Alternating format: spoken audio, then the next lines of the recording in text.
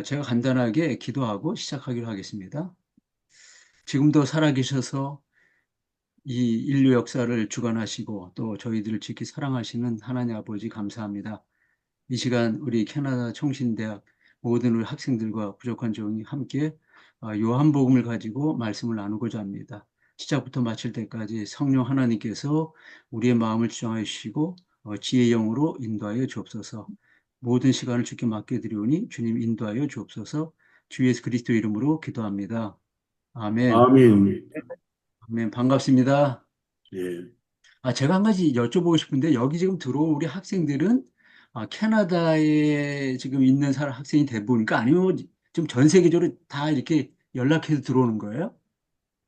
지금 이제 캐나다하고 한국 또 전 세계라고 보면 됩니다. 미국.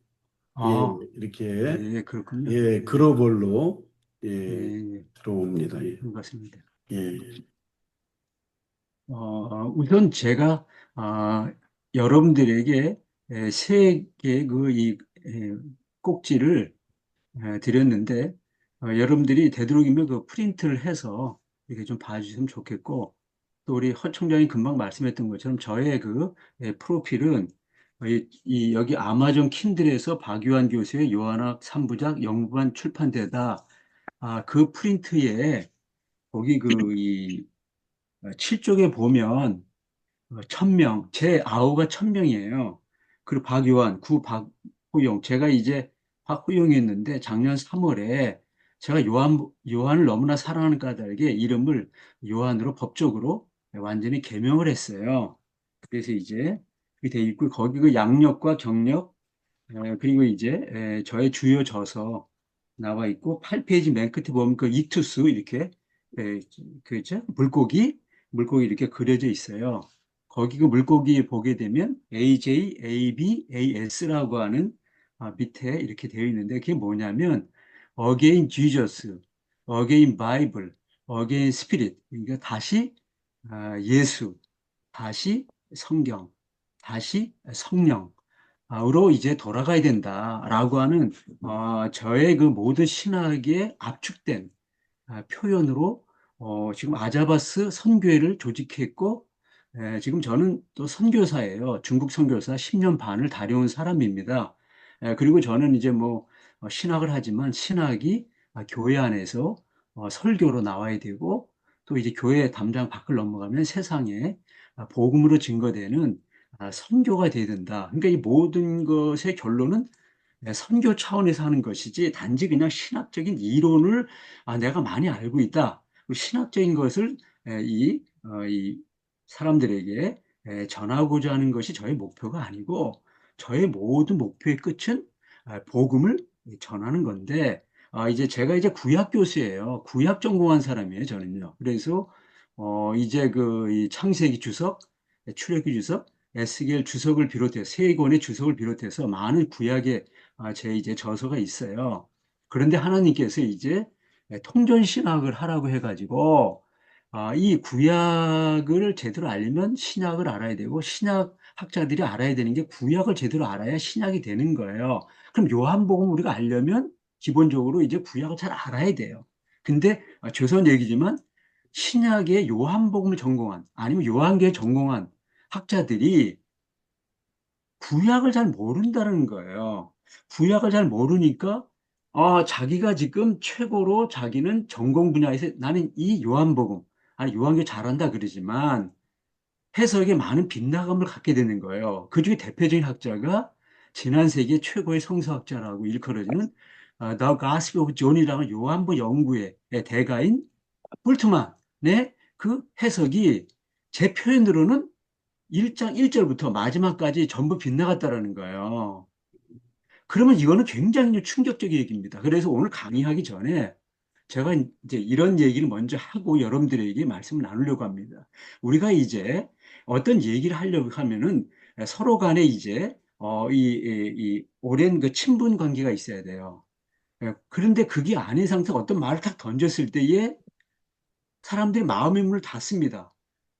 자기가 그 지금 알고 있던 것과 다른 걸 얘기하면 거부감을 가요. 그러면 그 다음에는 천사의 말을 해도 그건 안 들려오는 겁니다. 그래서 제가 하나 일화를 얘기를 하려고 하려 뭐냐면은 그 유대교의 그 랍비라고 하는 선생이 있는데 이 선생 앞에 두 명의 학생이 성경을 배우고자 찾아왔습니다.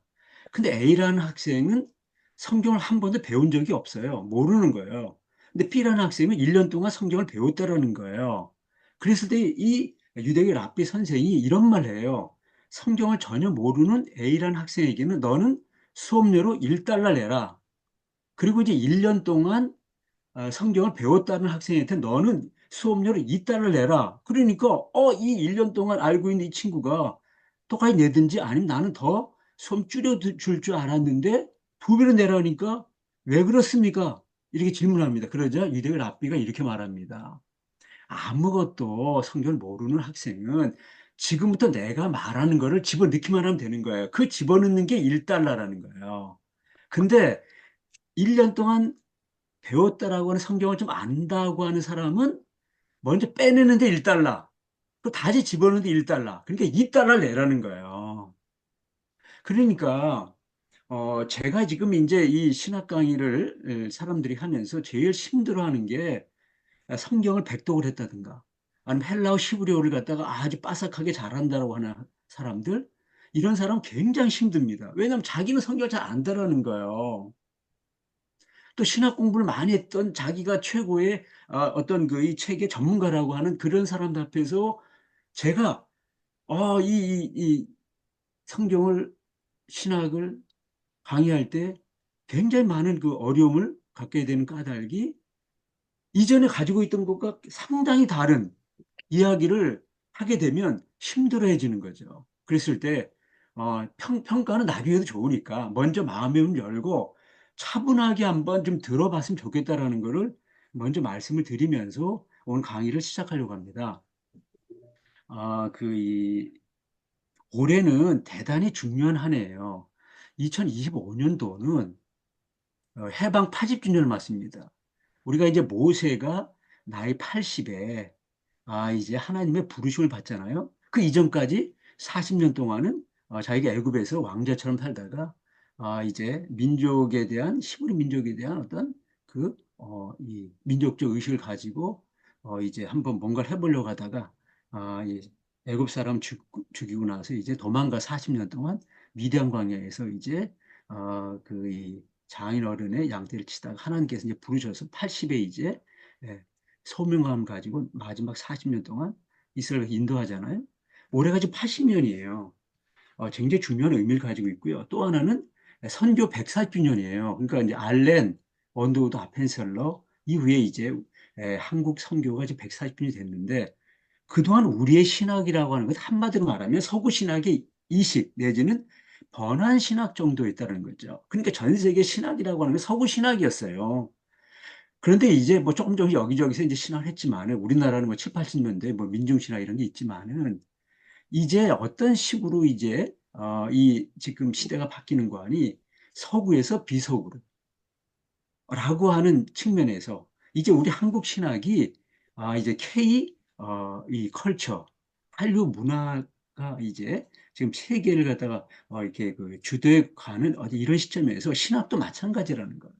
그 오늘 이제 얘기하려고 하는 그 마지막 이제 결론은 우리가 이제 K신학을 해야 된다는 거고 K신학 일환으로서 이제 요한복음, 요한계시록 그리고 아자부 신학의 요한 르네상스라고 하는 세 권의 책을 제가 썼고 그 책을 영어로 번역해 가지고 이제 세계 그 이 쇼핑몰 플랫폼인 아마존 킨들에 책을 갖다가 내므로써 이제 세계 신학계에 이제 평가를 받는 그런 상황에서 제가 올 여름과 더불어 이제 21세기 신학적 패러다임의 전환. 지금 21세기는 이 모든 거에 그 이 패러다임 전환 시대지만은 특별히 우리에게 있어서는 신학적으로 지금 패러다임 전환의 시대가 왔다라는 거예요. 그러면서 한국 선교 140년 만에 이뤘던 제가 이제 요한학을 통한 제3의 종교 계획을 여러분들에게 이제 말씀 나누려고 해요. 지난 3일 전에 여러분 혹시 아시는지 모르겠는데 시애틀의 그 복음 방송에 이상진 장로님이라는 분이 계셔요. 시몬 리라고 하는 분인데 이분이 저하고 인터뷰를 하자라는 거예요. 그 이제 사랑의 교회에서 이제 그 2부로 나눠 가지고 35분, 35분 해 가지고 70분 동안 인터뷰를 했어요. 근데 그 인터뷰의 내용의 그 이 주제가 뭐냐면 이렇습니다. K 신학으로서의 요한학을 통한 제3의 종교개혁. 지금 우리가 제3의 종교개혁이에요. 우리가 제1, 제2, 제3. 그럼 이제 제1, 제2, 제3이 뭐냐라고 할 때 제가 우리 허 총장님에게 방금 이제 카톡으로 사진을 찍어가지고 제1, 제2, 제3을 보냈어요. 그리고 이 종교개혁의 의미가 뭐냐라고 하는 걸 보냈습니다. 그러면서 5일 전에 우리가 종교개혁 이 508주년을 맞이하잖아요. 그러니까 이 대단히 지금 중요한 이 시점에서 오늘 저와 여러분이 만나서 요한복음이라는 걸 얘기를 해요. 그런데 우리가 먼저 이런 생각을 해요. 성경 66권 있잖아요. 그러면은 첫 번째 책은 창세기, 마지막 책은 요한계시록. 이건 이제 형식적인 거예요.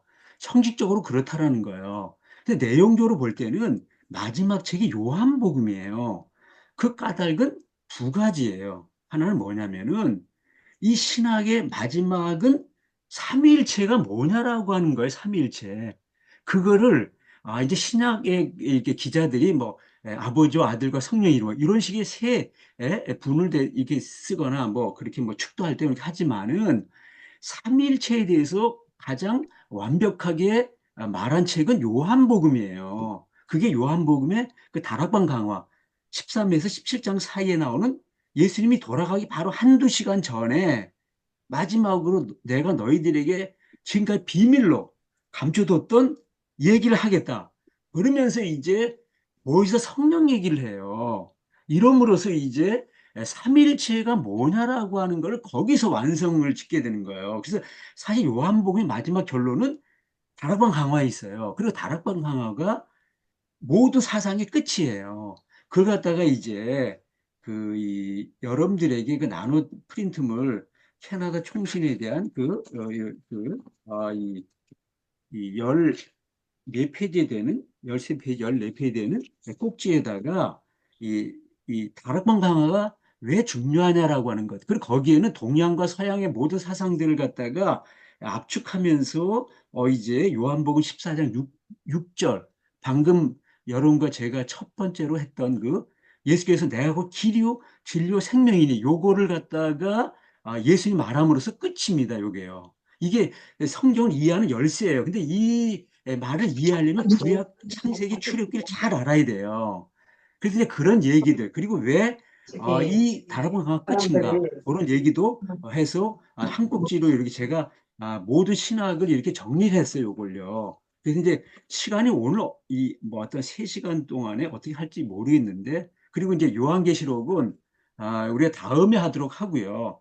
그리고 오늘은 먼저 이 킨들에서 제가 이제 이 여섯, 일곱, 여덟 페이지 되는 요거를 읽으면서 설명을 하고 그 다음에 조금 시간이 되면 창세기 1장 1절과 요한복음 1장 1절 이게 성경을 압축할 때 두 구절로 압축해 보세요 얘기하면 첫 책인 창세기 1장 1절 그리고 끝책인 내용상 끝책이 요한복음이에요. 아까 얘기한 요한복음이 왜 끝이냐라고 할 때 삼위일체가 끝이고요. 또 하나는 뭐냐면 묵시문학의 완성이에요.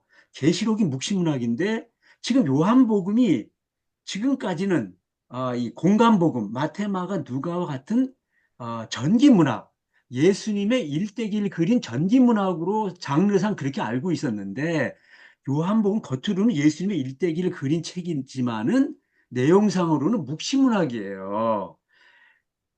계시록과 똑같은 묵시문학입니다. 근데 뭐가 다르냐 할 때 계시록은 그냥 보면 알아요. 다니엘서와 같은 묵시문서. 그래서 거기에는 천사가 나오고 뭐 여행이 나오고 그다음에 묵시문학의 표현인 뭐 짐승, 색깔, 숫자 뭐 등등 이렇게 여러 가지 그 표현 방법을 사용해 가지고 이 박해당하는 상황 속에서 신앙의 정절을 라고 하는 그 메시지를 증거하는 책이 묵시문서잖아요. 그러니까 이제 직접 말하면 교회가 닫히고 문서가 닫히고 자기 자신 신변이 위협을 당하니까 이름도 자기 이름을 못 써요. 그 계시록은 자기 이름을 쓴 게 아니에요. 그냥 요한이에요, 그냥. 요한도 마찬가지예요. 자기 이름을 못 씁니다. 그래서 사랑하는 제자라고 썼지 사도 요한이라든가 세베대 아들 이런 말을 안 씁니다. 요한문과 요한계시록이. 왜 그러냐? 묵신문서이기 때문이에요, 이게요, 지금. 묵신문학의 가장 큰 특징이 가명성이에요. 자기 이름을 쓸 수가 없어요. 우리가 예를 들어서 일제하에서 자기 이름을 쓰면서 어떤 글을 발표한다? 말도 안 되는 거예요. 일본을 비판할 때 자기 이름을 쓰면 다치는 거죠. 우리가 7, 80년대에 그 유신 체제하에서 자기를 밝히면서 현종을 비판한다? 그러면 감옥에 끌려가는 거예요. 그렇기 때문에 이제 계시록 같은 데서는 로마를 얘기할 때, 로마를 비판할 때, 무너졌다, 무너졌다 얘기할 때 로마라는 말을 쓰지 못하니까 바벨론이라는 말을 대신 쓰는 거예요. 아니면 666이라는 표현을 쓰면서 뭐 이런 등등 이렇게. 그런데 그 요한계시록이 그런 식의 표현 방법, 묵시문학적 표현 방법을 쓰는 것처럼 요한복음도 그런 책이었어요. 근데 요한복음은 완전히 그것다가 노출기법이 아닌 은폐기법을 써요. 그러니까 어떤 숫자를 얘기할 때 어떤 숫자가 몇 번 나오느냐 이걸 세봐야 돼요. 근데 요한복음이 1만 5,922개의 단어로 돼요. 1만 5,922개의 단어. 그러면 1만 5,922개의 단어 가운데 갈릴리가 몇 번 나오느냐? 세봐야 돼요. 갈릴리가 몇 번 나오는지. 왜? 지금 이 요한복음 저자가 갈릴리 어분 사도 요한의 저자라면 그는 갈릴리가 자기 고향이고 거기서 예수를 만나서 갈릴리가 중요하거든요. 그걸 세봐야 돼요. 그럼 어떻게 그걸 세보겠어요? 뭐, 시간 내서 세볼 수 있지. 그런데 지금 컴퓨터가 그걸 다 말하고 있는 거예요. 그래서 1945년 이후에 컴퓨터가 나와가지고 어떤 단어가 마태복음 때 계시고 다 그게 컴퓨터로 나와 있어요. 그래서 그걸 갖다가 우리나라의 성경인 교수가 헬라어로 이제 성경 그 마태복음 계시록까지 그 언어를 다 분석해 놨어요. 갈리가 몇 번 나오느냐? 요한복음에는 10번 나와요. 계시록은 안 나옵니다. 왜 안 나오냐? 갈릴리와 아무 관계가 없기 때문에 계시록은요. 예를 들어서. 근데 요한복음 17번 나와요. 왜 17번이냐? 나는 얘기가 17이 십자가 숫자예요. 그래서 이제 이 십자가의 숫자 17을 요한복음은 그거 갖다가 갈릴리부터 시작해가지고 죄, 죄 10번, 영생, 표적, 그리스도, 요한복음 1장 1절, 요한복음 21장 1절, 그다음에 뭐 절기, 명절 10번, 그다음에 153, 이 전부 다 17과 관련돼 있어요. 그러니까 요한복음은 이해하려면 17의 숫자를 알아야 되는데 볼트만은 그때 컴퓨터가 아직 나오지 않은 상태에서 이 어떤 단어가 몇 번 나는지 몰라. 진리가 25번 나와요. 왜 25번 나오는지를 세보자는 모르는데 진실로 진짜 25번 나와요. 왜 그러느냐? 그게 5 곱하기 5예요. 5라는 건 모세 오경을 말하는 거거든요. 그러니까 모세오경에 5, 모세 곱하기 모세 5 곱하기 5는 25야. 그럼 이게 바로 모세 곱하기 모세 세모세 예수 그리스도가 진리다. 그 25번 진리를 알레데이아라는 용어를 25번 쓰는 이유가 있어요. 이런 식으로 지금 요한복음 전체에 어떤 단어부터 시작해가지고 뭐 표적이 7표적이다. 7 에임이다. 그럼 그런 걸 갖다 세봐야 돼. 이게 몇 번 나오는지를요. 직접 말하지 않아요. 그런 식으로 해가지고 요한복음이 컴퓨터를 통해 가지고 이제 그 숫자를 세본다든가 아니면 자기가 일일이 어떤 걸 갖다 세보지 않으면 모르는데 이게 다 숫자 상징 코드라고 돼 있어요. 수비하기에 이걸 우리가 전문용어로 게마트리아라 그래요. 그러니까 게마트리아를 모르면 요한복음을 몰라요. 왜 35장이나 38년 된 병자? 왜 38년이냐? 7년도 39년도 아니고 또 사마리아 여인이 만난 그 남편이 몇이냐 할때 네가 5 남편이 있었고 지금 있는 남편 6이다. 그 6이 뭐냐? 그러니까 그냥 일반적인 숫자를 말하는 게 아니에요. 요한복음은 뭐뭐쯤, 쯤을 말할 때 예를 들어서 두세 통 드는 쯤, 50칸 쯤, 100리터나 쯤 할 때를 빼놓고는 그 사람이 어떤 걸 표현할 때 구체적 숫자는 전부 다 게마트리아예요. 이게 바로 묵신문학의 그 숫자 상징 코드, 숫자를 통한 비밀로 메시지를 증거하는 특징이거든요. 그러니까 이런 걸 갖다 지금 모르면 모르는데 요한복음이 완전히 묵신문학적인 상징 코드로 되어 있다는 거예요. 그래서 제가 이제 7가지 상징 코드로 요한복음을 얘기를 했어요. 첫 번째가 숫자 상징 코드로 모든 걸 먼저 얘기를 해야 돼요. 숫자. 그다음 지리, 예? 이게 요단강 동편과 서편, 그다음 절기, 요한복음이 공간복음과 굉장히 다릅니다. 공간복음은 6월절밖에 없어요. 혹은 안식일밖에 없는데 여기는 수전절 또 초막절 그다음에 이제 말하지 않은 오순절까지 해가지고 절기가 5개 나와요. 모세오경의 오라는 숫자에 5 절기 그다음에 또 인물, 표적, 구조, 마지막 말씀, 에고이미 이런 식으로 해가지고 요한복음 전체가 다 이게 묵신문학의 상징 코드로 있다는 것을 지금까지 학자들이 전혀 이해를 못했어요.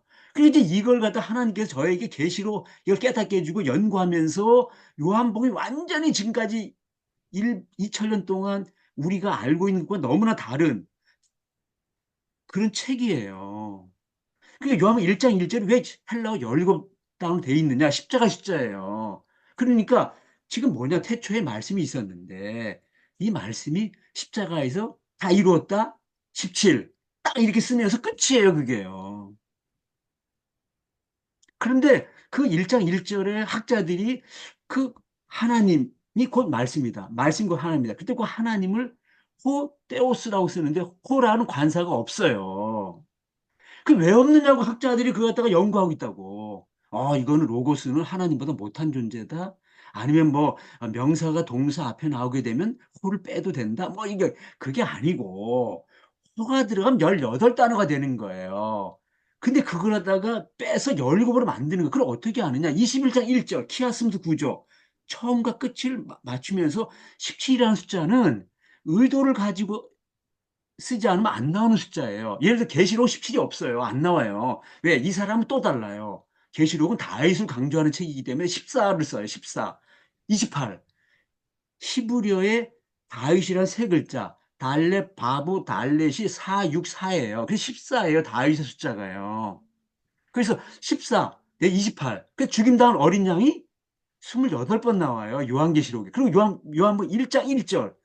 1장 1절이 왜 중요하냐면 모세 오경의 이 저술가들은 모세오경 편집한 자는 첫 절에 첫 단어나 그 중요한 단어를 가지고 책명을 쓰는 거죠. 그래서 1절이 중요하다는 거예요. 그걸 갖다가 계시록의 요한복음 저자인 묵시문서는 1절에다 자기가 하고 싶은 얘기를 던지는 거예요. 그 요한복음 1장 1절은 17단어, 계시록은 1장 1절을 28단어, 계시록 1장 1절에 헬라어 28단어예요. 왜냐하면 14 더하기 14, 다윗 더하기 다윗은 예수 그리스도를 말하는 책이다. 이래서 28을 써는 거예요. 죽인다는 어린 양이 28번 써요. 일곱 교회에다가 일곱 인, 일곱 나팔, 일곱 대접이 28이에요. 7 곱하기 4. 방언과 나라와 족속과 이렇게 이 언어 이렇게 넷을 7번 하면 28이에요. 그래서 요한계시록은 28이라는 아니면 별 다윗의 별을 뜻하는 거예요. 별 이거 다윗의 별 있잖아요. 이거 다윗의 별 별을 14번 써요. 정확하게 예수가 14번 써요. 성령을 14번 써요. 그 이런 걸 다 세봐야 돼요. 근데 이걸 갖다가 제가 세는 게 아니라 이 헬라어 단어가 컴퓨터로 되어 있는 거로 했기 때문에 그거로 연구된 거예요. 근데 그 이전에 뿔트만 같은 사람은 그거를 적용할 수 없었기 때문에 아니면 지금 학자들이 그걸 모르기 때문에 그걸 몰랐어요. 그거예요. 숫자가 중요하다는 거를. 한 이런 식으로. 그래서 지금 요한복음이 계시록과 똑같은 묵시문서인데 이것이 노출기법이 아닌 은폐기법을 썼기 때문에 먼저 은폐기법에서 그거 갖다가 해독을 해야지만 요한복음이 그때부터 이제 해석이 시작되는 거예요. 근데 이걸 갖다가 지금까지 쉽게 말하면 아무도 이런 식으로 접근하지 않았다는 거. 묵신문서가 아니라 그냥 전기 문학으로 공감을 똑같이 했기 때문에 요한복음의 깊이의 해석의 빗나감, 깊이에 못 들어갔다는 이유를 좀 여러 얘기하면서 이제 제가 이 프린트물 아마존 킨들에 나온 요거를 먼저 여기 앞에 여러분들이 이 킨들에 나온 새 책이 있잖아요. 요거. 그래서 여기부터 한번 쭉 읽어보면서 이제 해석을 지금부터 설명을 해가도록 하겠습니다. 자, 보세요. 최근에 박유한, 박호용, 영어 쫌박, 요한학시 3부작, 그래서 요한닉스 시리즈, 트릴로지라 그래요. 요한닉스, 요한학이. 아마존, 킨들에서 영문판 출판되었다. 부학자인 박 교수는 세 권의 주석서, 창세기, 출애굽기, 에스겔 주석을 제가 이제 에스겔 전공이에요, 제가요. 에스겔 전공. 근데 이 하나님께서 저에게 이 성경 전체의 파운데이션, 베이직은 뭐냐? 창세기 출애굽기라는 거예요. 창세기는 창조주 하나님, 출애굽기는 구속주 하나님. 그래서 창세기 출애굽기가 성경 전체의 베이직이에요. 그러니까 창세기 출애굽기를 알아야 되는 거예요. 그래야 성경 전체가 바로 서는 거예요. 그 창세기 출애굽기 제가 주석을 그래 쓰게 된 거예요. 그리고 에스겔 주석을 썼고요. 세 권을 쓴 거예요, 제가요. 지난 몇 년 동안 그의 요한학시 3부작이 쿰난 출판사에서 출판되었습니다. 제1권 유레카 이투스 요한복음 1056쪽. 이 굉장히 여기 그림이 있어요. 그리고 2019년, 그러니까 5년 전에. 근데 이 책이 나오기 전까지 대여섯 권의 요한복음의 책이 있고, 이게 마지막, 이 결정판이에요. 이 책이요. 그 1056쪽. 그 다음에 이어서 그 한 해 후에 누군가가 저에게 계시록도 쓰라 그래가지고 제가 썼어요. 그래가지고 요한계시록 그 다음에 920쪽짜리로 또 방대한 책으로 또 나왔습니다. 근데 이거는 뭐냐, 제목이 요한복음에 비춰봐야 돼요.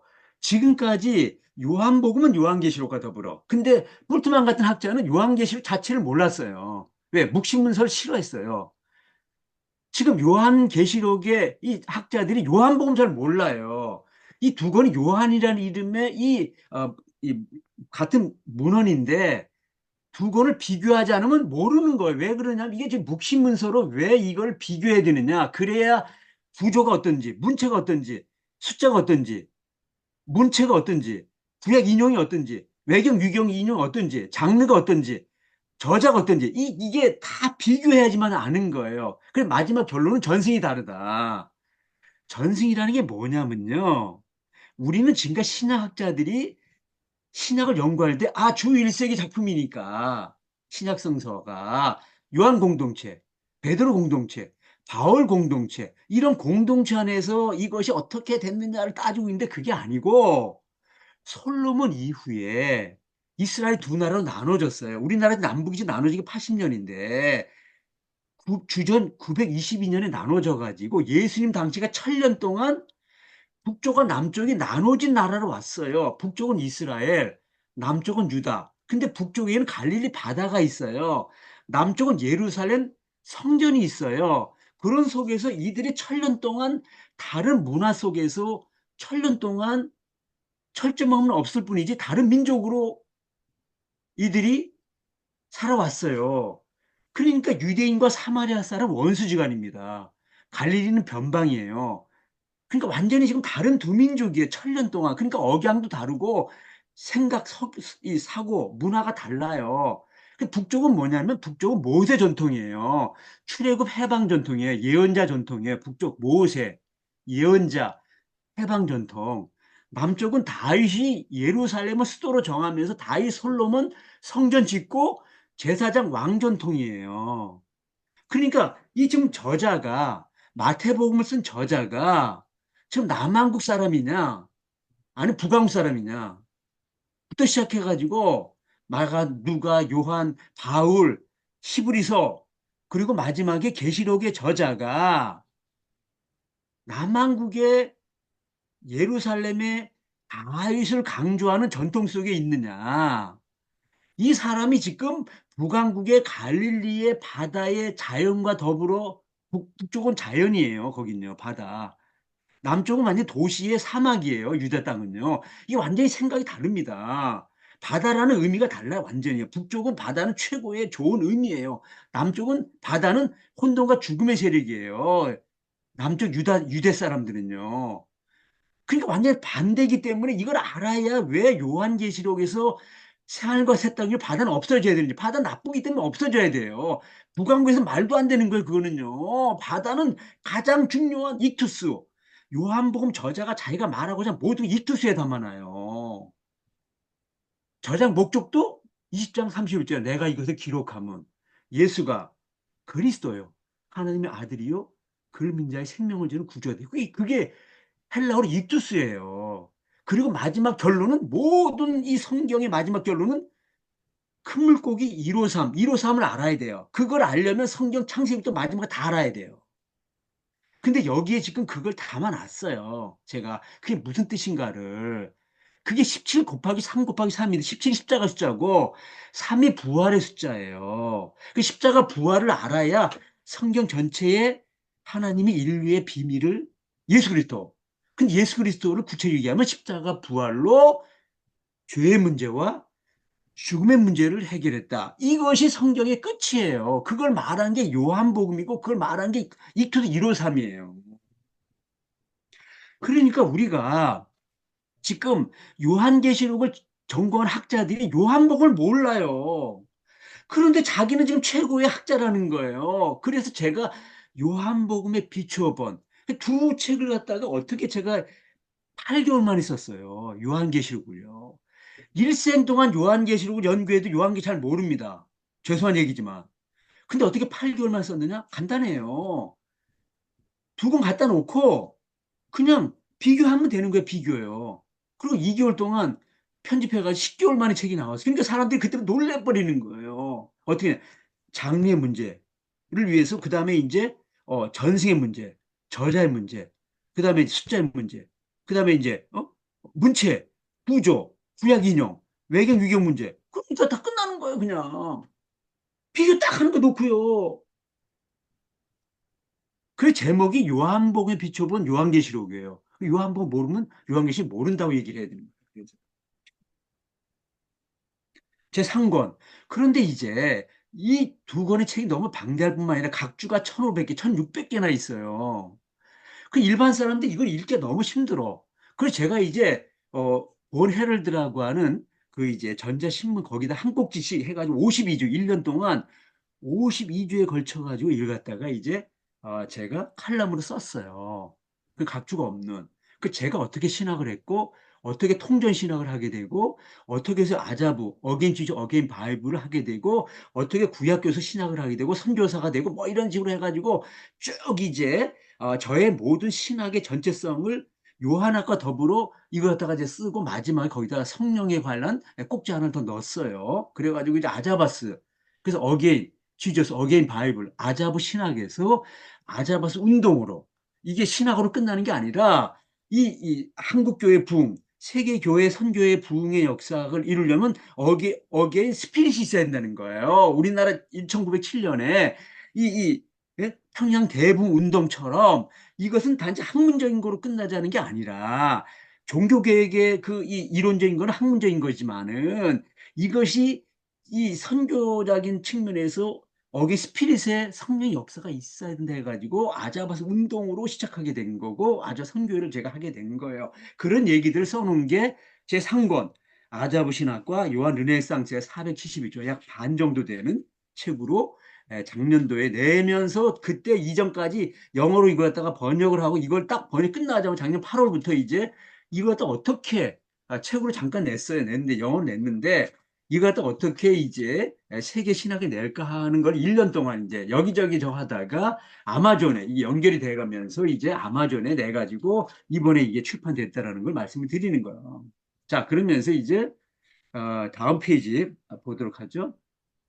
이쪽 제1권 유래가 이제 요한복음과 제2권 요한복음 비춰온 요한계시록 각각 한국 기독교 출판문화 최우상을 제가 받고 그다음 요한복음 그 다음해에 우상을 또 받게 됩니다. 그러니까 이게 한 권 책을 쓰고 상을 받더라도 5년에 10년 후에 또 받는 건데 제가 연속 받았다니까. 그러니까 이게 굉장히 사람들이 의아하게 생각하는 게 저보고 뭐 천재가 아니냐 그런 게 아니고 학문은 비교예요. 차이점을 비교하는 거예요.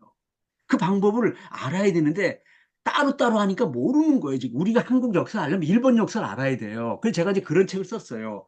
섭리사관을 본 한일 근대사.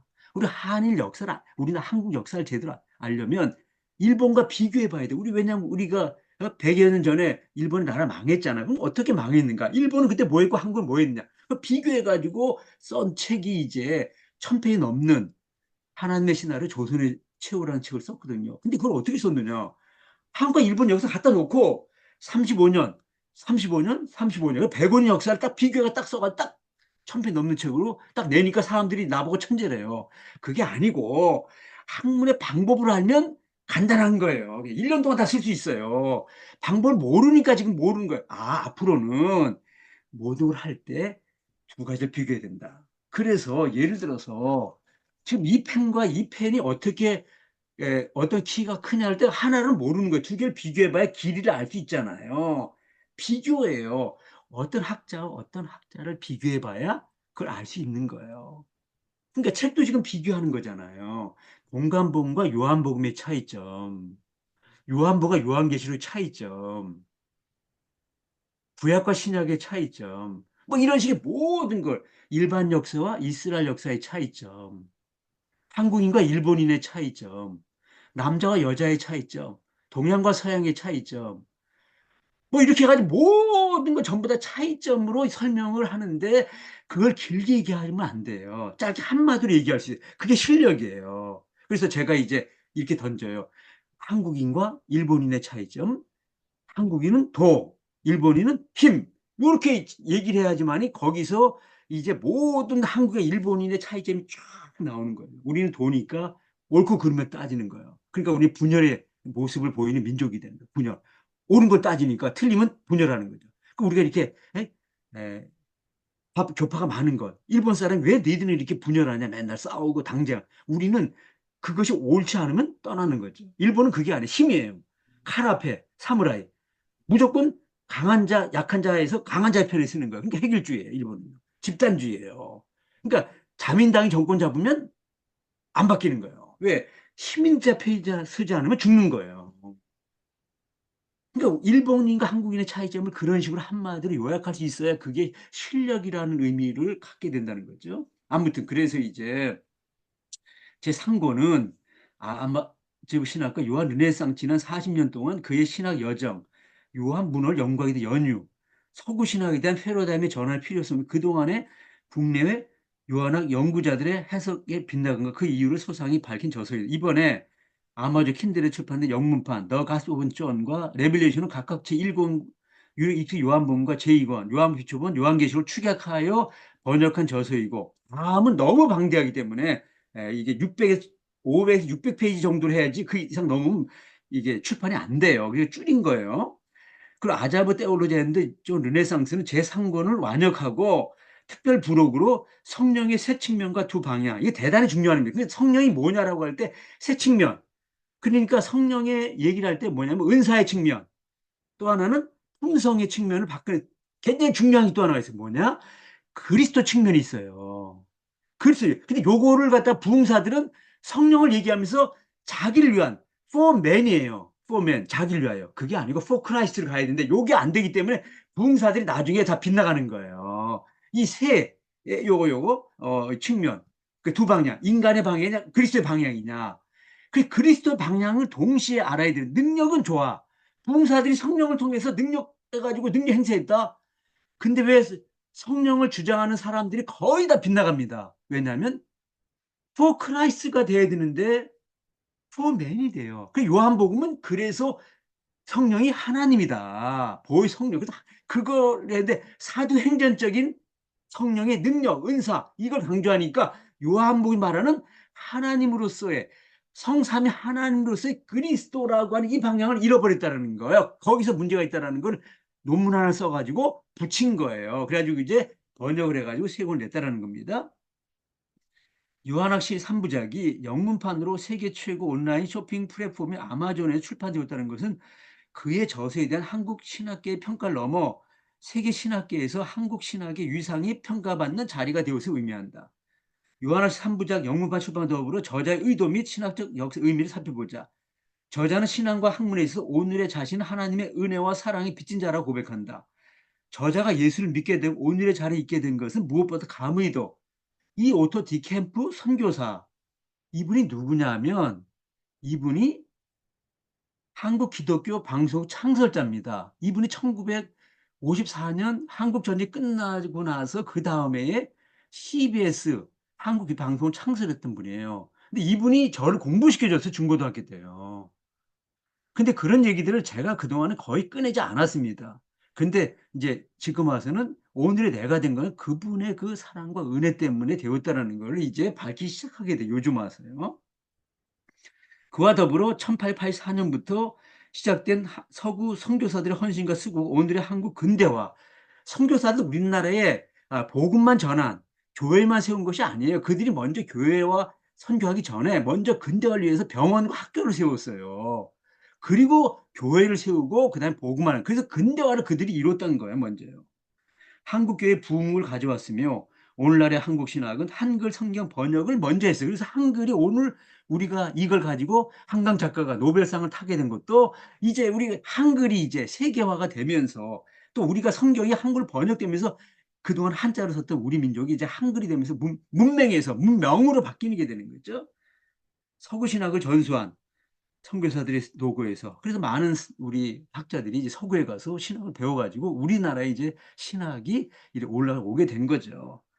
그들에 대한 참으로 감사하다는 말을 드리는 거죠. 나아가 서구 신학으로부터 탈피하여 한국 신학에 토착할 위해 애쓴 한국의 여러 선배 신학자들, 특히 저의 스승 박준서 구약학, 문사희 교수 신약학, 한태동 교회사 교수님의 가르침을 크게 비추고 있다고 말한다.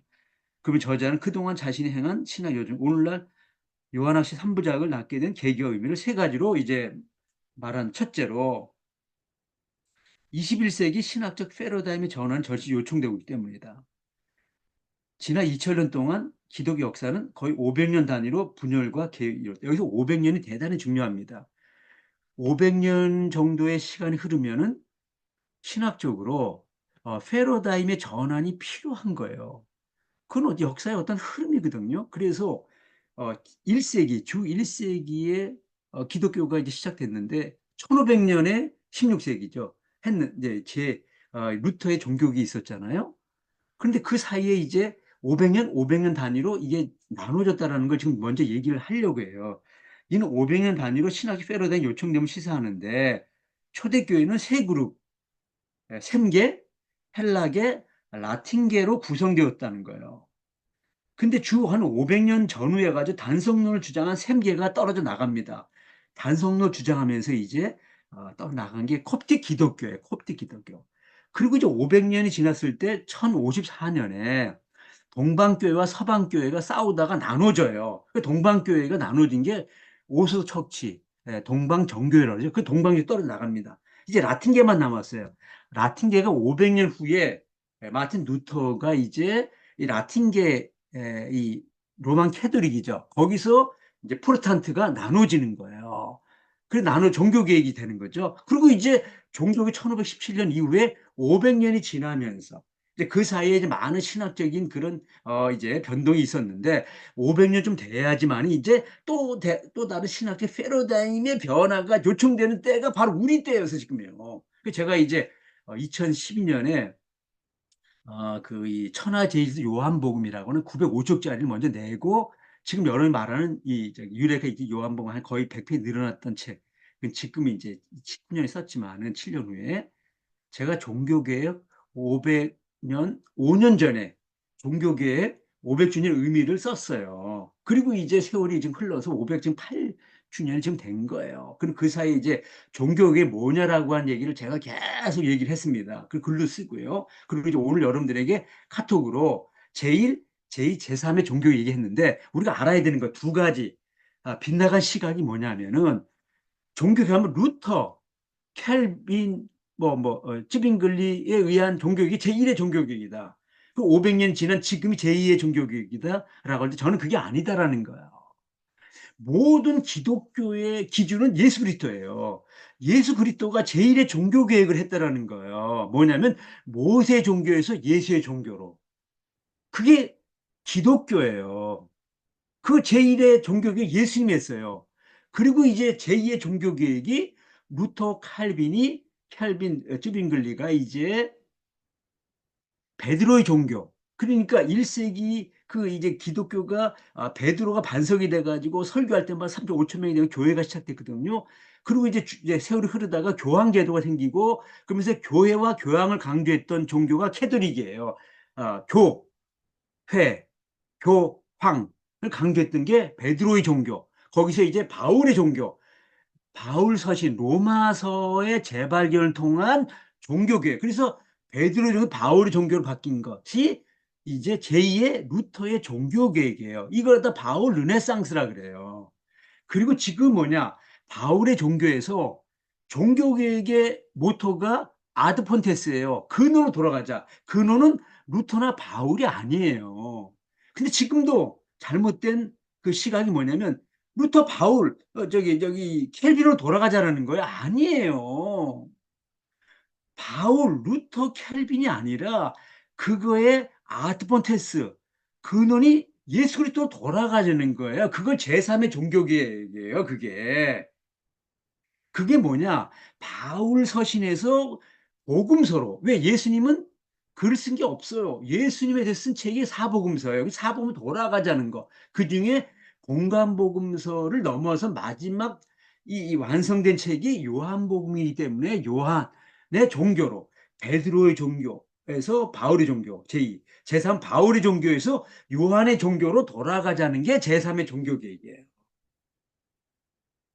그러면서 마지막 때에 마지막 책인 계시록 또 내용상으로는 마지막 책인 요한복음이 이제 이 성경 전체의 마지막 결론적인 역할을 하면서 지금이 역사의 마지막 때 왜냐 AI 시대가 오면서 역사의 마지막이라는 건 이제 이 핵폭탄에 의한 종말이 시작되는 것과 더불어 AI와 더불어 이제는 누구도 그거 갖다가 거부할 수 없는 AI로 역사는 끝납니다. 이제 언제 끝나는 것만 남았어요.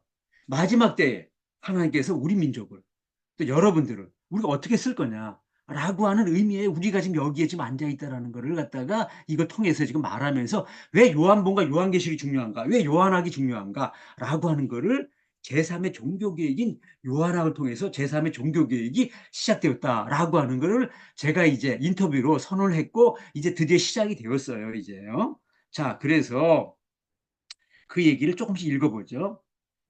개신교 종교계 500여 년이 지난 오늘날 개신교회는 심각한 위기 상황을 처해 있다. 패러다임의 전환이 왜 요청되냐면은 그거는 위기 상황 때문이에요. 위기가 처해 있으면 패러다임이 전환돼야 돼. 그럼 패러다임이 어떻게 전환되느냐 하는 것이 문제가 되는 거예요. 어떤 식의 컨텐츠를 가져야 되느냐.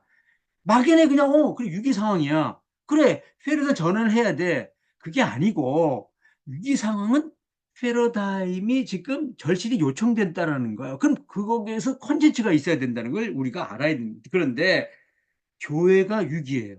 지금 우리 이 프로테스탄트는요 한국만이 아니라 전 세계 영국도 그렇고 뭐 유럽도 그렇고 남미도 그렇고 미국도 그렇고 다 지금 위기 상황입니다.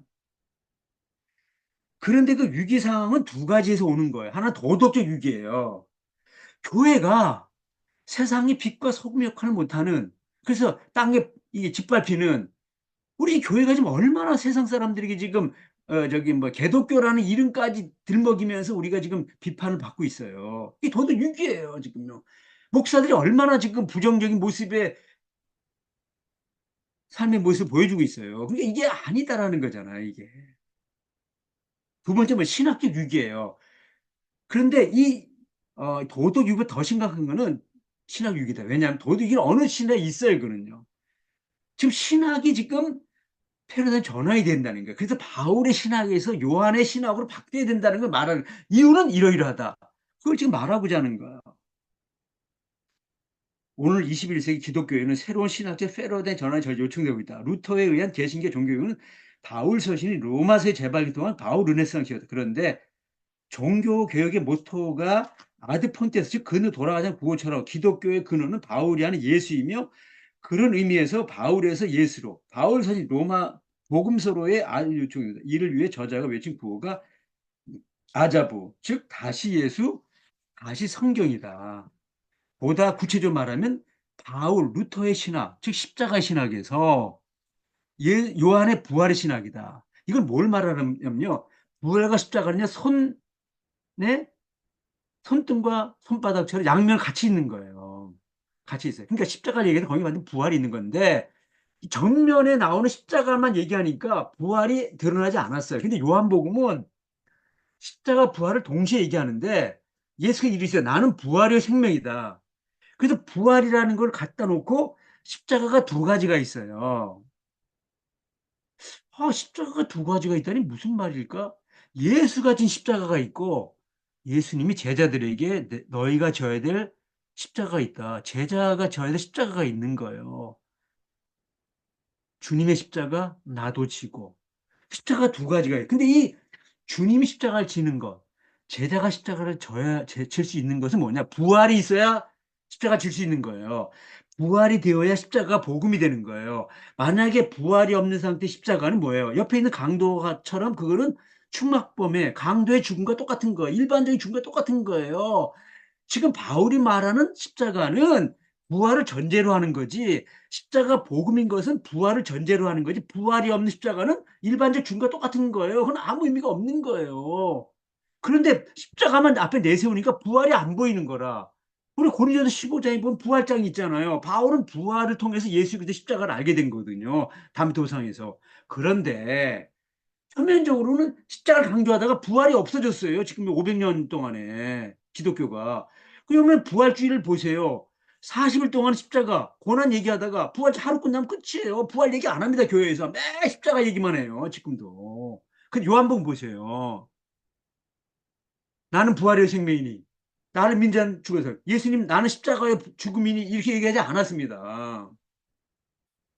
다시 말합니다.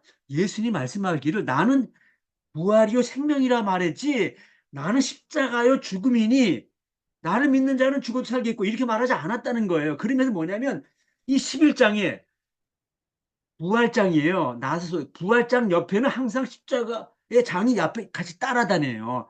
요한복 구조가 그렇게 돼 있어요. 십자가, 부활, 십자가로 돼 있어요. 항상. 그래서 11장이 부활장인데 그 앞에 10장은 뭐냐면 선한 목자가 양을 죽는다. 십자가예요. 12장 이제 내가 때가 됐다. 이제 하나를 미리 땅에다가 죽는다. 그 십자가를 얘기하면서 근데 너희가 바로 나를 섬기려면 너희도 십자가 져야 된다. 그 십자가. 제자가 저 십자가를 얘기하는 거예요. 보세요. 3장에 보게 되면 3장에 보면 우리가 잘 아는 하나님께서 이처럼 사랑하사 그 앞에 모세가 뱀을 든 것처럼 십자가장이에요. 십자가 죽는다는 거예요. 하나님의 사랑이 십자가에 나타났다는. 근데 그 앞에 2장 부활장이에요. 2장이 무슨 부활장이냐. 거기에 첫 표적 가나 혼인잔치 그게 부활과 관련돼 있어요. 그리고 그 다음에 이 성전 정화 사건이 부활의 성전 얘기예요. 이 헐라 내가 다시 세우리라 그게 부활을 얘기하는 거예요. 저들이 부활을 깨닫고 난 이후에 예수께서 말한 것이 뭔지 알게 되었다. 그래서 제가 잘 설명해서 왜 2장이 부활장인가. 근데 그 1장에 보면 1장에 35절 이하에 보게 되면 예수 다섯 제자를 불러요. 다섯. 넷이 아닙니다. 다섯입니다. 요한복음은 부가응전통의 모든 다 다섯이에요. 다섯. 다섯 명의 제자를 불러요. 공간복음 네 제자를 부르거든요. 여기 다섯 제자예요. 근데 제자가 뭐냐? 앞으로 21장의 마지막 끝에 153에 그 제자도를 말하기 위한 이게 키아스무스 구조예요. 마지막 1장 끝과 21장 끝이 키아스무스 구조. 교차대구 구조를 이루면 십자가장이에요. 그게 십자가를 말하는 거예요. 마지막 보세요. 20장이 부활장이에요. 예수 부활. 근데 그 앞에 18, 19장 부활장, 십자가장이에요. 21장이 예수님이 부활한 예수님이 제자들 만나가지고 십자가 져라. 제자도. 그게 153이에요. 너희가 나를 따르라. 따른다는 건 뭐예요? 이제 내가 십자가 진 것, 너도 십자가 져라, 죽어라, 그 얘기예요. 순교. 그 다 순교로 마친 거예요, 제자들이. 왜? 십자가 앞에서 다 도망갔어요. 부활이 안 되면 다 도망갑니다. 그래서 부활이 되고 나서야 십자가를 질 수 있다라는 걸 말하기 위해서 153이라는 그 표적을 행함으로써 나를 따르라. 그 베드로가 십자가에 거꾸로 죽는 얘기를 거기서 하고 있는 거예요. 그래서 십자가, 부활, 십자가. 가운데 항상 부활이 있다라는 걸 말하는 게 요한복음이에요. 그래서 양옆에 예수의 십자가와 제자 십자가가 있고 중간에 정 가운데 항상 부활이 있다라는 걸 요한복음 구조를 통해서 부활의 신학을 말하는 게 요한복음이에요. 부활을 왜 말하느냐? 예수님의 십자가, 제자의 십자가를 말하기 위해서 부활이 있어야 된다는 거. 부활의 복음을 말해야 돼. 그리고 또 하나는 지금 종교개혁은 로마서 1장 16, 17절에 하나님의 의가 뭐냐? 그것은 자기 의와 하나님의 의를 대직시키면서 주어가 바뀐 거예요. 주어의 교체. 어떻게 구원 얻느냐? 그것은 내가 어떤 선행을 하면서 인간, 주어가 내가 될 때 그게 자기 의예요. 주어가 하나님이다. 하나님 행한 일. 그게 하나님의 의예요. 그 주어를 바꾸라. 주어가 자기가 된 게 캐톨릭의 그 하나님과 인간의 노력이 공로가 있어야 된다는 거예요. 그 주어가 인간이 거기에 들어갈 때 인간을 빼고 오직 하나님으로만, 은혜로만이에요, 그게요. 그걸 믿음으로만. 100% 하나님의 은혜. 100% 하나님의 믿음. 그 주어가 하나님 바뀐 거. 그 주어의 교체가 종교개혁이에요. 우리가 예수를 믿었을 때 종교개혁이 일어나야 돼요. 뭐냐면, 예수 믿는 게 뭐냐? 나를 위해서. 그러니까 자기가 주어야. 겉으로는 예수님 위해서 한다 그러고 하는데 결국은 자기 교회, 자기 명예, 자기 행복, 돈, 권력, 무슨 세상적인 예수가 아니야. 주어가 안 바뀌었어. 거듭나지 않은 거예요. 거듭났다는 게 뭐냐면 주어가 바뀌었다는 거예요. 나에서 하나님으로.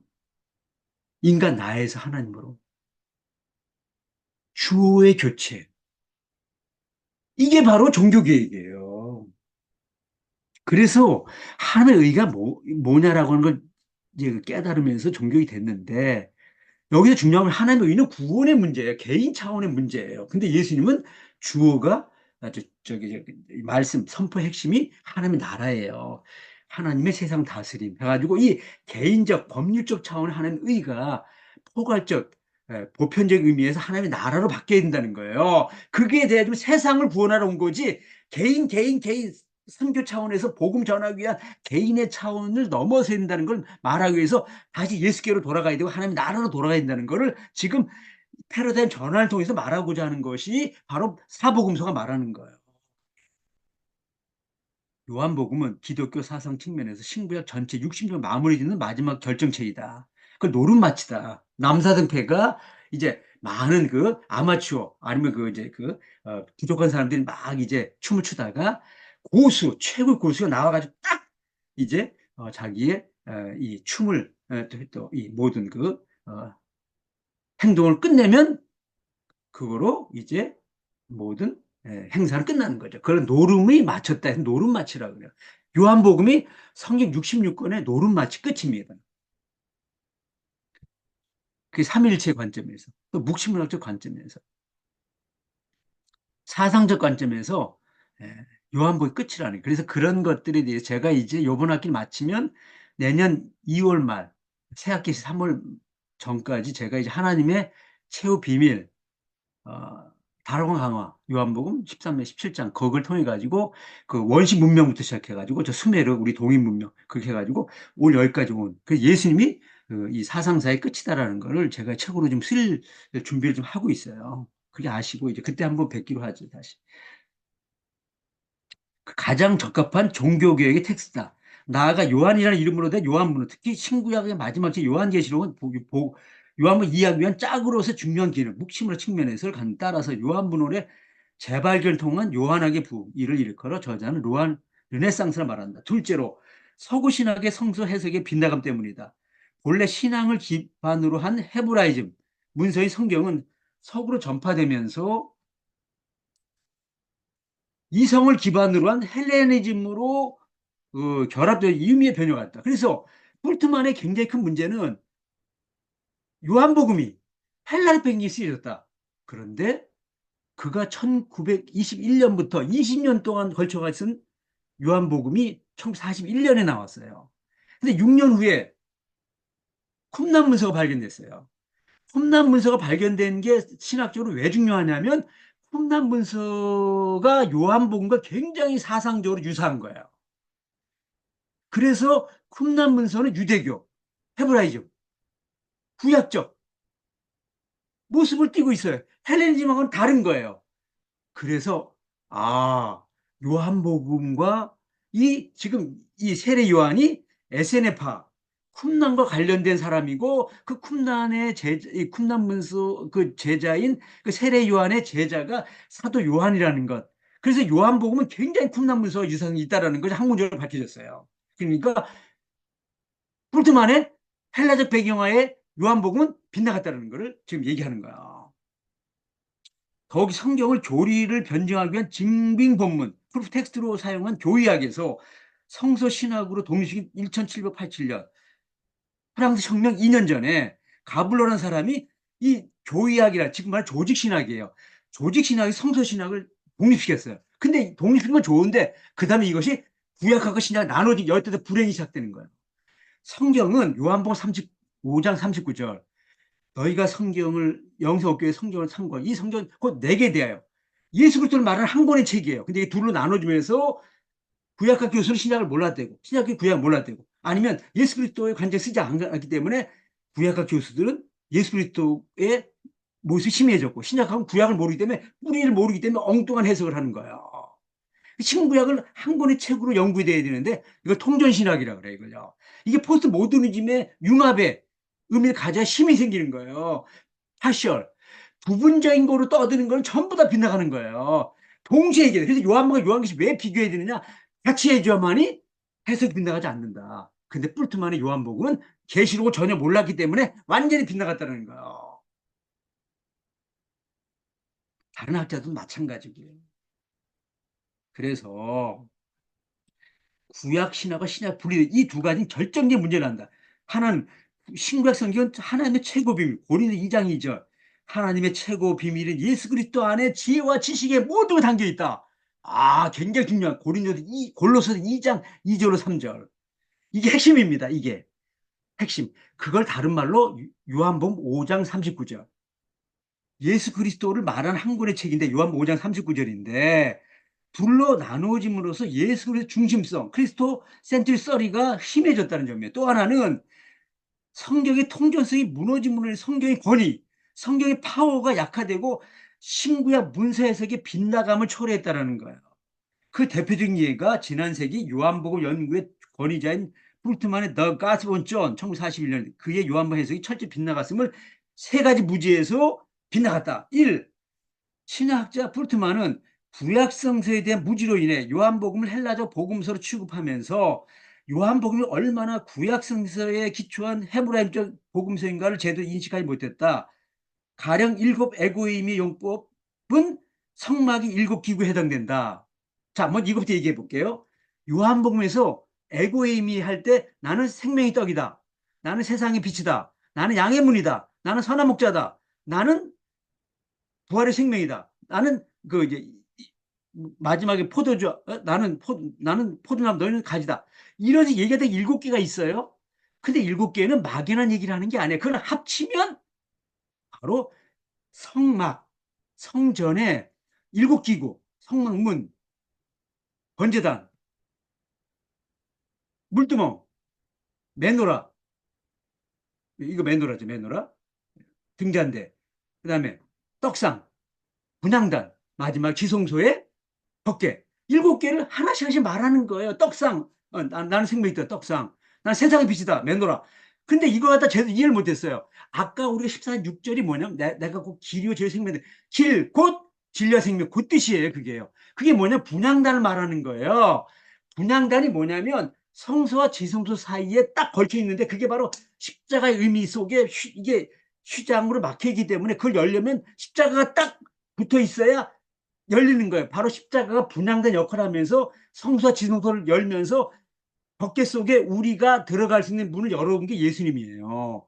그래서 우리가 왜 요한복음 14, 6절을 얘기하냐면 그거를 알려면 창세기의 대우주와 출애굽기의 소우주가 요한복음 14장 6절을 이해하는 열쇠다.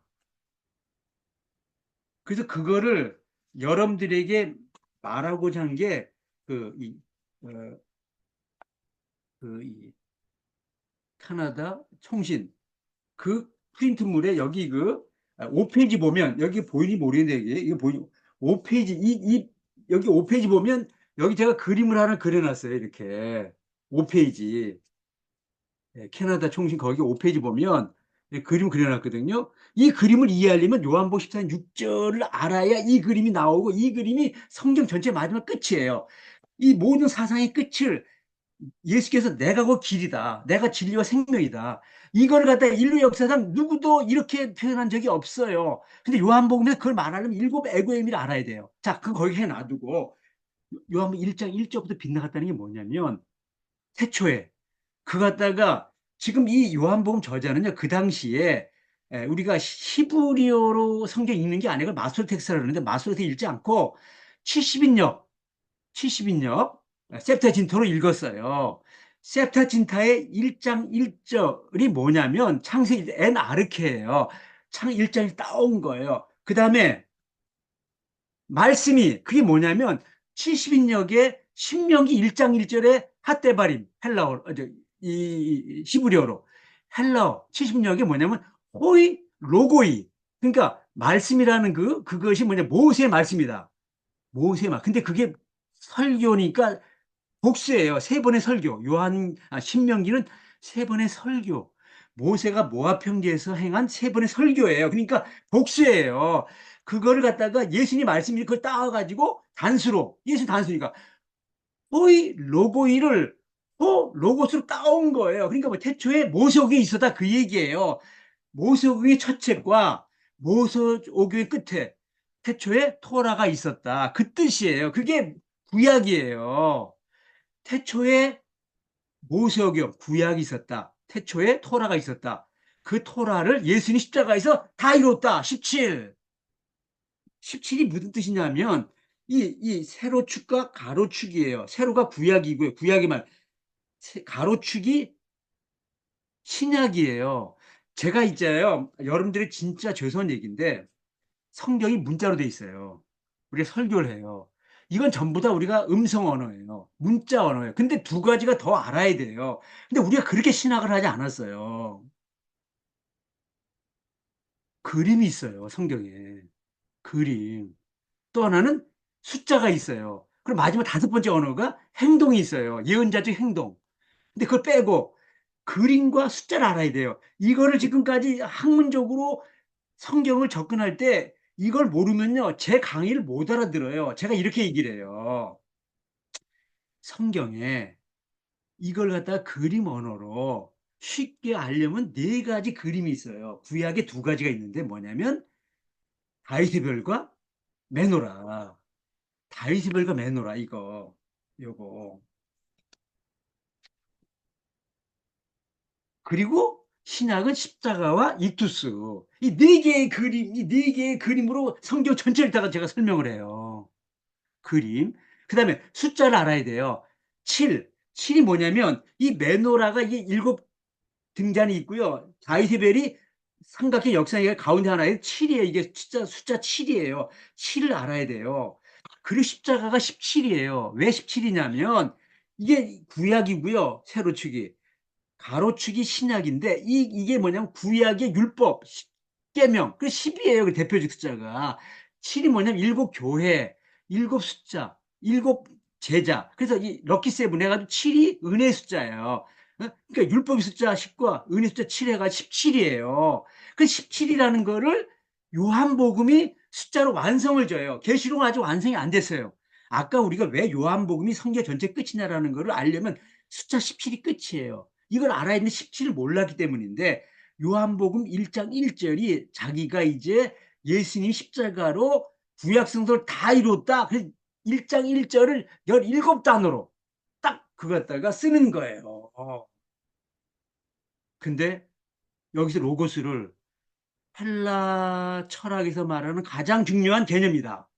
가지고 온 우주의 질서에 뭐 한목적적인 뭐 이성적 질서라느니 무슨 뭐 엉뚱한 얘기를 잔뜩 써놨어요. 그게 아니고 지금 이 요한복음의 저자는요 그런 철학을 몰라요. 어부예요 사도 요한. 그냥 어렸을 때부터 70년 가지고 그냥 공부한 거예요. 그냥 그게 구약성이 하나밖에 없어요 책도요. 이 사람은요. 그런데 예수님과 만나고 예수님의 들려진 얘기를 가지고 이제 예수가 십자가 부활 승천 이후에 50년, 60년 동안 이제 묵상하면서 예수가 말씀한 거를 성령이 깨닫게 해줘가지고 쓴 책이면서 예수님을 구약 성서의 완성이다. 말씀을 다 이뤘다. 그걸 말하기 위해서 지금 70인역의 두 창세기 1장 1절에 아르케 태초에 그리고 신명기 1장 1절에 말씀 그걸 따와가지고 지금 얘기하고 있는 거예요. 지금 구약을 제대로 몰라. 그걸 얘기하면서 이제 모든 이 1장 1절 마지막까 21장 11절에 나오는 1호상까지도 전혀 이해를 못했어요. 무슨 말인지를. 둘째, 뿔트만은 문서의 삶의 자리, 구약 전승, 북왕국 이스라엘 전세, 남왕 유다 전세에 대한 무지로일. 그러면 요한복음은 이게 지금 북쪽 사람이 쓴 거냐, 남쪽 쓴 거냐, 계시로 이걸 뭐 따져야 되는데 이걸 전혀 신약학자들이 몰랐다는 게 지금까지 2000년 동안요. 그걸 알아야 강조점과 표현 방식 및 세계관이 다른지를 이해하지 못했다. 가령 요한복음 갈릴리, 모세를 강조하는. 그 갈릴리가 17의 숫자 나오는 거예요. 17. 자기가 중요하가 생각하는 다 17에다 다 집어넣어요. 북왕국의 이 저자인 이 사도 요한은요. 그다음 요한계시 저자는 남왕 전통이에요. 그 다윗을 강조하는 거죠. 그래서 다윗의 지파의 유다 지파의 다윗의 사자. 그리고 전부 다 새 예루살렘을 얘기하는 전부 다 이제 남쪽을 얘기하는 거예요. 성전을 얘기하고. 예루살렘 강조 남왕 전통이다. 따라서 원어로 보면 예루살렘 어휘 사용이 다르다. 우리가 말이에요. 가장 이 어떤 그 이 사람이 다른 걸 어떻게 하는 억양 발음으로 딱 알 수 있잖아요. 우리 식당에 가면 일면식도 없는 사람이 저 사람 조선족이다는 거 억양 때문에 그렇잖아요. 북쪽과 남쪽은요 예루살렘이라는 가장 중요한 단어가 억양이 달라요. 그래서 북쪽이 쓰는 예루살렘과 남쪽이 쓰는 예루살렘 억양이 다른 거예요. 근데 학자들 이거조차도 몰라요. 남쪽은 표준어예요. 그래서 원어로 보면 히에루살렘이 히에루살렘. 그 히에루살렘 예루살렘 된 거고 북쪽은 사투리 방언을 쓰는 거예요. 그래서 어떻게 쓰느냐? 히에루솔리마를 써요. 그래서 이 북쪽 전승이 두 책이 있어요. 그 예루살렘을 히에루솔리마로 쓰는 두 책이 있어요. 마가와 요한복음만 그 히에루솔리마로 써요. 그래서 북왕 전통이에요. 나머지 다 남왕 전통이에요. 다 섞여 있거나. 지금 남쪽에서 시에로 쓰는 거는 나머지들이 분명한 히브리서와 요한계시록만 시에로 솔루마로 쓰는 게 아니라 시에루살렘을 써요. 언어가. 억양이 다른 거예요. 마치 이 사사기 12장 6절에 보면 그 입다가 이 길라 사람과 에브라임 사람을 구분하기 십벌레 그 발음해 보라니까 이 길라 사람 십벌레 SHI가 발음이 되는데 이 에브라임 사람은 SH가 발음이 안 되고 SI로 발음 십벌레 발음하니까 4만 2천 명을 그 자리에서 죽여버리는 거예요. 발음이 안 되는 거예요. 마찬가지로 우리는 제주 사람과 우리가 오랜 동안의 세월이 흐르면서 육지 사람과 바다 사람이 억양이 달라요. 못 알아들어요, 우리 제주 사람의 이름, 발음을요. 이유는 그 지역이 다르기 때문에 발음이 달라진 거예요, 오랜 세월 동안. 천년에 흐르면서 완전히 발음이 달라요. 우리가 목소리 들어보면 알거든. 저 사람은 유대인이다, 사마리아 사람이다, 알거든요, 그냥. 셋째, 볼트만은 묵시문서에 대한 무지로 인해 요한계시처럼 요한계 전체가 묵시적 암호 상징으로 되어 있다는 걸 이해하지 못했다. 가령 요한복음에 나타 38년 된, 38년. 그래, 여기 숫자야. 요한복음에 나오는 모든 구체적 숫자는 전부 다 그건 게마트리아예요. 수상계 뭐냐? 보세요. 이스라엘 백성이 애굽에서 탈출한 1년.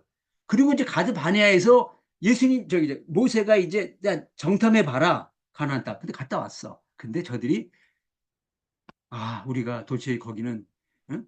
성리 뭐 어떻고 뭐 무기체가 잘 돼 있고 우리와 다른 뭐 거인들이다 그래가지고 못 가겠다 난리치니까 하나님이 너희가 40일 갔다 온 그거 갖다가 하루를 1년으로 해가지고 40년 동안 너희가 이제 광야 생활하라. 그래서 1년 동안 하늘 때 이 광야에 오고 38년 광야에다가 일이 있어야 40에서 가나 들어가는 거야. 일이 부족한 거 일이. 일이 뭐냐? 유대교처럼 지금 헤매는 병자 예수님이 있어야 되는 거 일이 있어. 예수 그리스도가 없으면 너희들 광야 속에서 죽는 유대교와 똑같은 거다는 게 유대교의 모습이라는 거. 여섯 남편, 다섯 남편 있는데 지금 남편, 여섯 남편. 그러니까 나는 남편이 없습니다. 예수님 맞다 그랬어요. 6이 0이야. 맞지 않아요, 숫자적으로. 왜 맞다 그랬는 줄 알았어요? 일이 있어야 일, 7, 7. 일이 없으면 꽝이야. 예수 그리스도가 없는 여인은 남편이 없는 거예요. 저기 가나 혼인잔치에서 여섯 항아리 있어. 여섯 항아리 물이야. 물은 물이에요, 그냥. 포도주가 되려면 일이 있어, 일. 예수가 있어야 칠이 되는 거야. 그래야 포도주가 되는 거야, 물이요. 이런 식으로 모든 요한복음에 나오는 숫자는 전부 다 코드예요, 코드. 근데 이걸 이해를 못했어, 이걸요, 전부 다. 153이 마지막 끝이에요, 153. 아니, 거기서 잡아가지고 지금 숫자를 세보겠어요. 하나씩 둘씩. 하나 잘못 152다. 아니, 154다. 의미가 없어요. 153이 될 때만 의미가 있는 거예요. 그게 17 곱하기 3 곱하기 3이 17 십자가 숫자고 3이 부활의 숫자예요. 그래서 그거 갖다가 이렇게 도표를 그려가지고 여러분 가지고 있는 프린트물 캐나다 통신 해가지고 제가 여기다 글을 해서 7쪽에 보면 7쪽에 보면 이런 이 네모난 데다가 정사각형에다가 17을 갖다가 가로 세 번, 세로 세 번 하고 중간에 거기다가 까맣게 다 십자가 그 안에 들어있다라는 거. 그 17이 가로 세 번, 세로 세 번, 이게 153에 이게요. 그러니까 예수 같은 십자가 속에 또 하나 십자가 있다. 제자가 절 십자가. 여기 그려놓은 거예요. 이게 153이라. 이거를 알기 위해서 제가 한편 논문을 썼고 논문이 통과됐어요. 성서 저널에. 제가 이걸 갖다가 그래가지고 이 번역본이나 제 원본에 보면 유래가 있어 요한본 그 맨 뒤에 부록에다가 이걸 갖다가 4, 50페이지에 걸쳐서 논문을 썼어요, 이걸요. 논문. 그리고 여기에다 짧게 해놨으니까요. 이걸 보시면 됩니다. 우리가 여기까지 하고요.